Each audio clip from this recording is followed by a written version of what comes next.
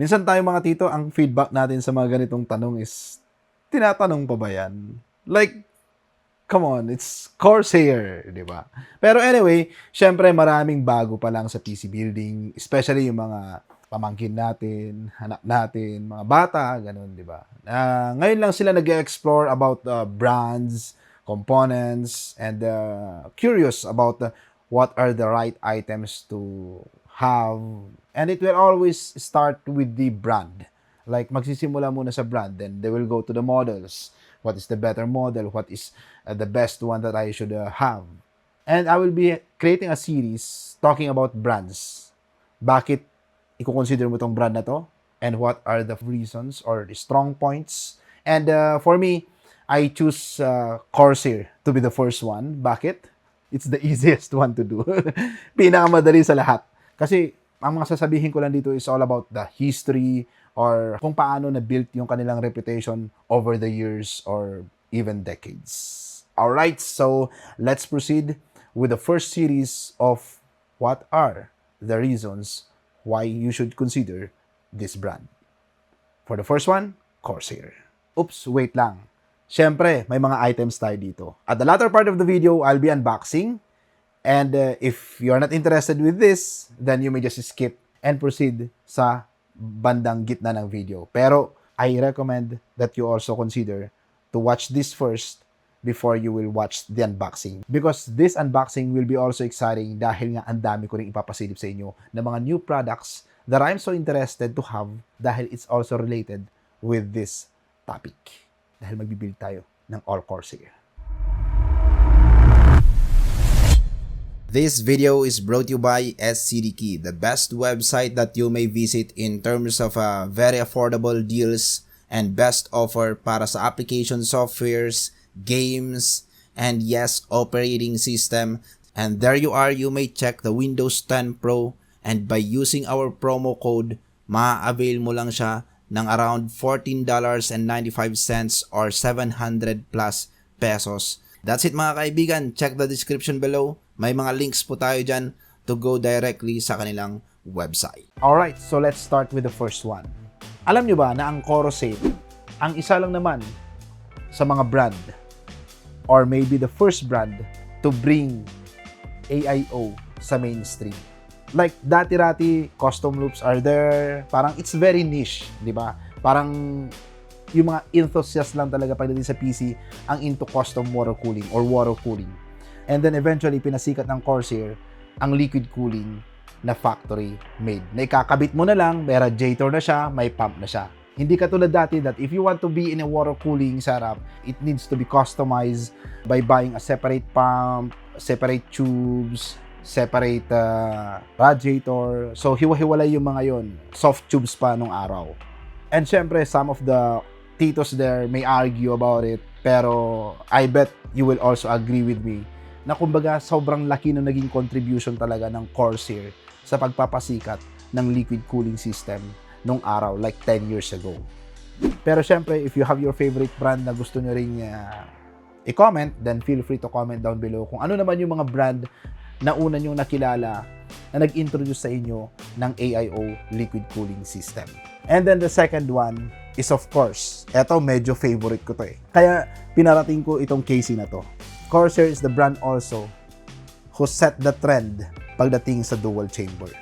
If you remember sa mga titos dyan, the Air 540 or the dual chamber casing is mas pinasikat ng Corsair and then eventually followed by the other brands, and ayun nga, patok na mga dual chamber. Like even those newcomers in the market, hindi mawawala ang lineup nila na merong isang dual chamber or two models na dual chamber. Pero kung tatanungin niyo ako kung sinong unang nagpasikat neto in a different level, it is also Corsair.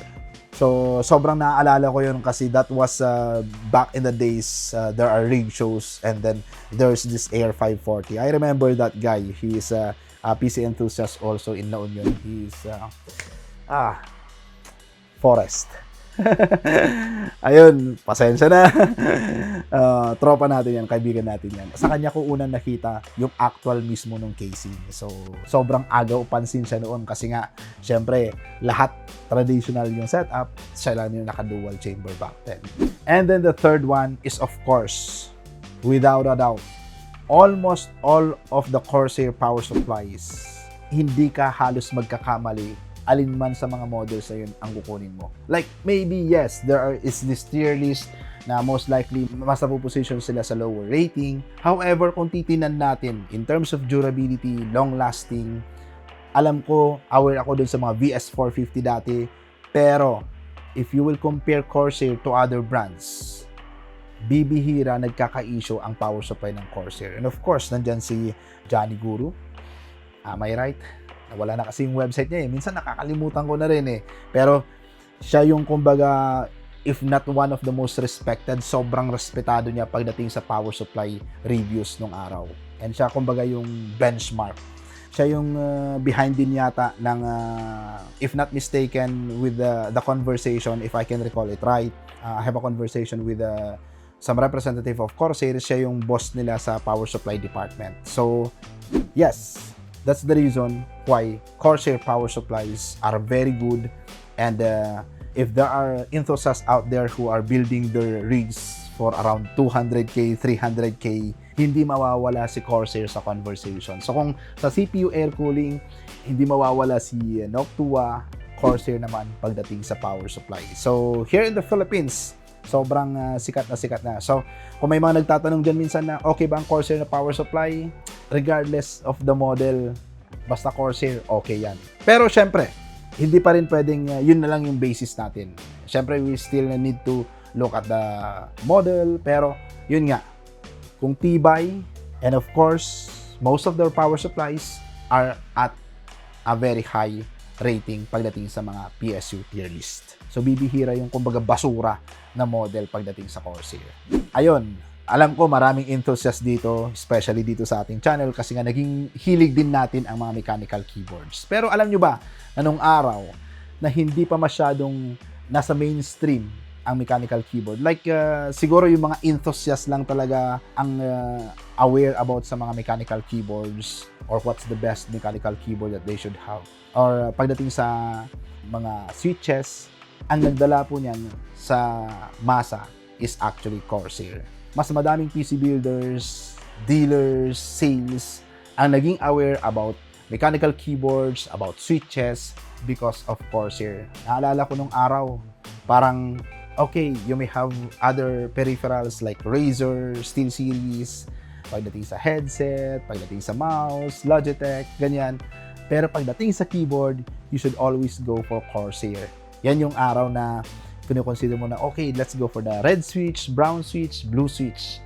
So, mas sumikat, mas nakilala ang mechanical keyboard ng dahil sa Corsair. And then, pagdating na naman sa fans. Dati-dati, parang one fan fits all. Pero Corsair introduced us that there are different fan designs for airflow and iba din pagdating sa static pressure. So, static pressure are for those with the restricted airflow, for the radiators, for the CPU coolers, at pagdating naman sa airflow for casings, etc. So, kumbaga, kung titinan natin sa kabilang banda, Corsair may not be the one who made it, introduced or invented it, pero they are the one who bring it sa mainstream. Kumbaga, sila yung nag-introduce ng mga ganong klase ng technology sa mas malaking market.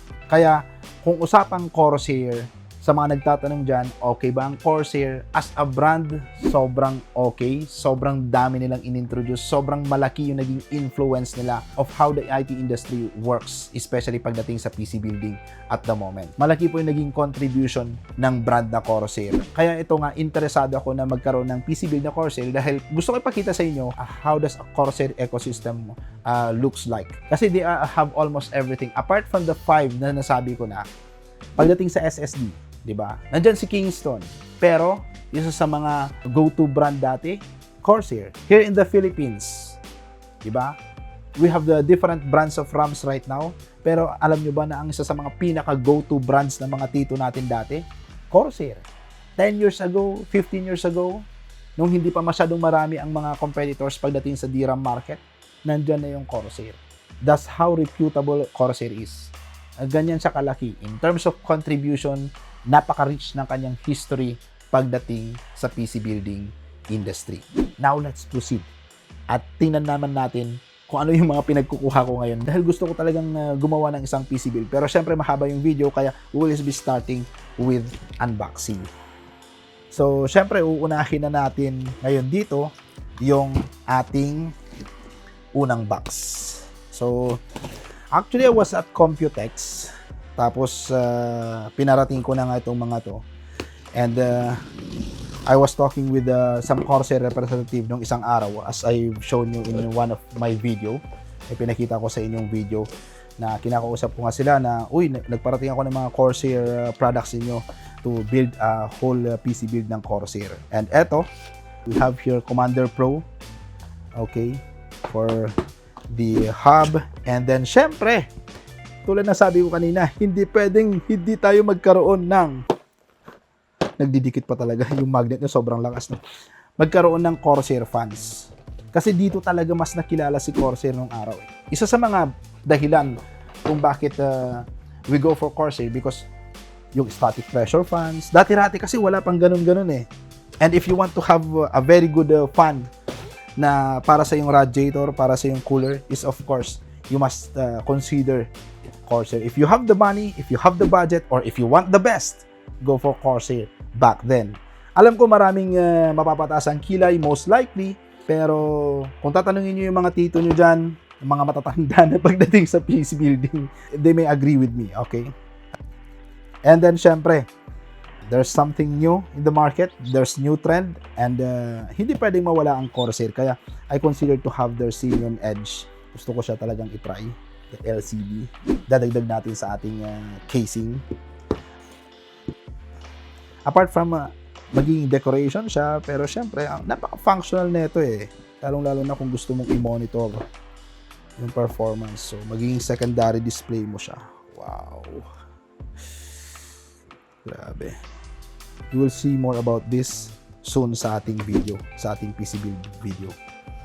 So, yun po yung laman nito. Papakita ko na lang ano bang meron dito sa loob ng Xenon Edge. Okay, yung kanyang cable. Comes with two cables. And then yung kanyang magiging ano to? Bracket. Okay. On the spot po to, kaya I'm also exploring what's inside. So up to you guys to comment down below. What do you want me to highlight sa ating PC build pag gagawin na namin yung mismong PC build? Yung mismong itsura ng Commander Pro, nandyan naman na sa kanyang packaging, so hindi ko na siya i-unbox. Same with the fans, nandyan din naman na. Pero please, comment down below kung may mas gusto nyong i-focus ko pagdating doon sa ano natin. So sa ngayon, ina-unbox ko lang siya just to show you guys what we have in here or what will you expect sa ating PC build na Corsair. So meron siyang kasamang fans.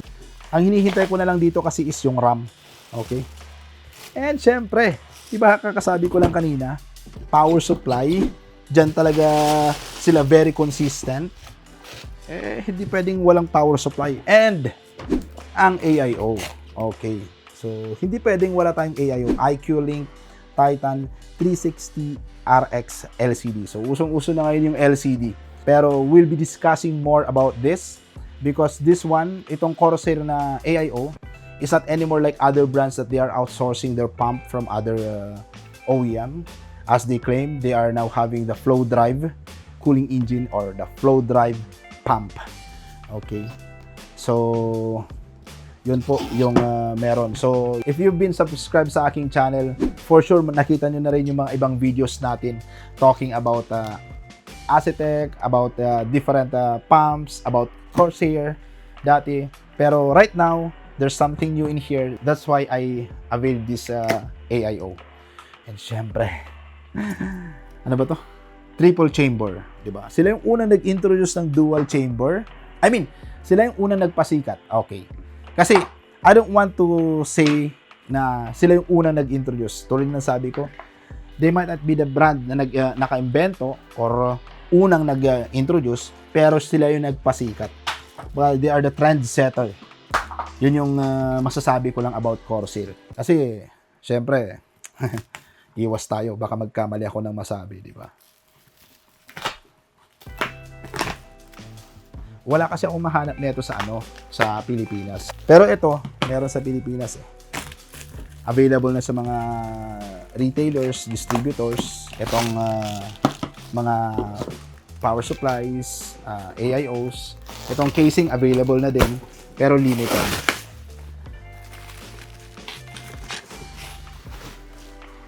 Okay. Kung yung unang dual chamber is 540, yung una nilang triple chamber is 5400. Dinagdagan lang nila ng isang zero. Tapos, alam nyo ba, nasa likod ng Corsair na brand, okay, fun fact na naman to. Yeah. Alam nyo ba, na maraming Filipino ang nasa upper management ng Corsair. Di ba? Hindi nyo alam yon.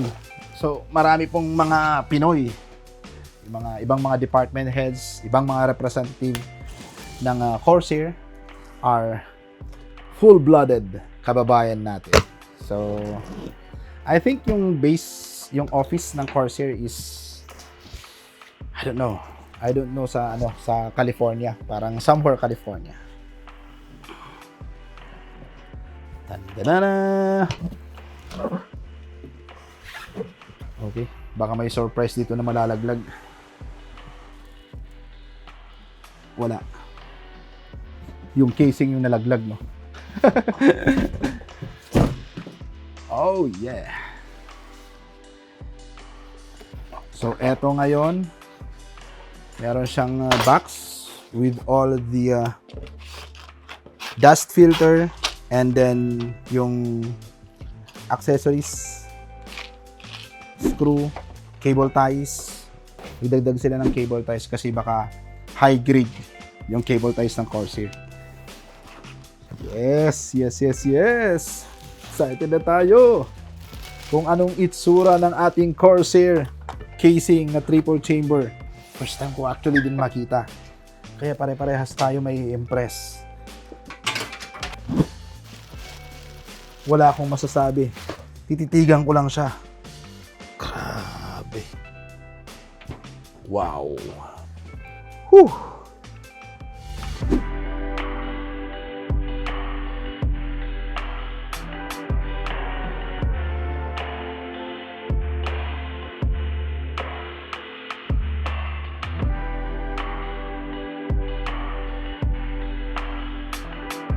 Wow, grabe.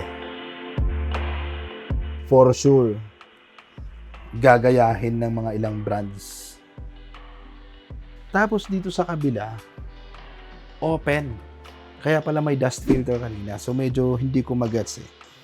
Bakit open siya? Pero malalaman natin dito. So, kasi siguro yung dust filter na yung cover mo. I want to share the experience kasi nang una mong makikita yung isang bagay. And gusto ko makita nyo yung raw footage of how we are impressed. Diba? Hindi naman ako OA ma-impress eh. Pag na-impress ako sa isang bagay, na talaga, hindi na ako magsasalita. Ang galing. May mga bago akong nakita dito na I never observed before. Like for example, I don't know ano yung term na gagamitin ni Corsair dito. Pero sige, buksan natin yung side panel. Diba? Parang door type. So, meron siyang hinge. Tapos, pwede mo ba itong iangat? Subukan niyo natin. Oops! Naka-screw siya. So, tatanggalin mo yung screw. Okay! It's very safe. Kasi, pwedeng habang inaangat mo, nahihila mo rin siya pataas eh. So, pwede mong mabasag. And this is a very, sensitive part. Baka mamaya, malakasan mo yung paghatak, pwede mo siyang mabasag. So, tiyari the screw. Pero pwede mo tanggalin yung screw para iangat mo siya and tanggalin mo tong glass. And eto, meron siya neto. Shroud na open sa top para yung buga ng hangin mula sa bottom fans is talagang ma-isolate siya directly going sa GPU. Kung titingnan natin yung function ng bottom fans, nakafocus talaga siya para palamigin yung GPU. And maganda itong move na ginawa nila. This is a very functional design na talagang pinag-isipan siya. Some may consider it as an eyesore maybe, pero performance-wise, this is something really na very necessary. And besides, yung pagkakadesign niya, some may not agree with me, maybe, pero I don't think so. Most of the enthusiasts will really agree with me na talagang tama itong engineering design na ginawa na to. Kasi meron ako mga naging experience doing the airflow test. May i-upload actually ako na video dito about airflow test, kung paano yung direction ng hangin, pag maganda yung pagkaka-design or pagkaka-layout ng shroud. And that video is very related dito. And para maging symmetrical yung design, naglagay din sila sa taas, di ba? Ganon din yung ginawa nila. Same nung nasa baba. Para kahit paano, aesthetic-wise, hindi siya eyesore. Medyo madami akong nakita dito na I'm caught off guard kasi it's something new. So, aalamin ko pa kung ano yung magiging function. Ay, by the way, ba't hindi ko sinishare pala? Eto. Going back sa mismong live. Okay. Ayan. So, nandyan yung mismong HDD cage, yung power supply. Dito mo i-mount yung power supply. So, para siyang dual chamber. Pero there's another here for the AIO. So, kung dito mo ilalagay yung AIO, magkakaroon siya ng intake and magkakaroon siya ng exhaust dito. So, whatever heat generated by the AIO nakalagay dito, hindi na siya papasok sa loob. So, it will not affect the whole ventilation inside the chassis. Ma-isolate talaga siya. Kasi pagkapasok ng cold air, then pagka-penetrate niya din sa mismong radiator, lalabas din siya dito yung hot air. Kaya open itong area na to. Alright? That's very, very efficient. That's a very different approach. So, aalamin natin kung paano yung magiging impact nun. So, medyo bago yon, that kind of engineering approach. So, I'm trying to figure out as early as now. Pero ang dami kong nakita dito na bagong approaches. And I believe, trusting Corsair's reputation in terms of engineering, this is something that we will discover soon pagdating sa PC build. Kaya yun yung sinasabi ko sa inyo lagi, guys. Kung magtatanong kayo, okay ba ang Corsair? Okay ba yung kanilang power supplies, AIO, coolers? Kung minsan, sasabihin ng mga ilang mga tito or maybe even tinatanong pa ba yan? Pero yes, yeah, Corsair is a very reputable brand. And the 5 things na sinabi ko kanina, yun yung mga parang pinaka-strong points for me. Kasi alam ko, pwede yung i-chat GPT naman yan or usong-uso naman yung AI. There are different inputs na pwedeng lumabas. Pero for me, based on my personal knowledge, not really trust me bro. Tulad yung sabi ko sa inyo, if you want to prove my point, maybe you can ask yung mga tito niyo, mga old gurus, or maybe articles or forums back in the days. A lot of those are open book naman siya sa online. So, if you want to give more inputs, maybe stronger reasons why you should consider Corsair, based on your experience or based on your research, better if you will also add it down below. Para matulungan natin yung mga baguhan sa industry or mga pamangkin natin, anak natin na matuto sa mga PC parts or para mas mapabilis yung pagre-research nila about what brand they should consider. So kung nagustuhan nyo yung mga ganitong klase ng episodes natin, feel free to comment down below because I will be creating more. And if you have a brand na gusto nyong pag-usapan natin sa susunod, feel free to comment down below. And for more videos like this, guys, feel free to subscribe. Thank you po.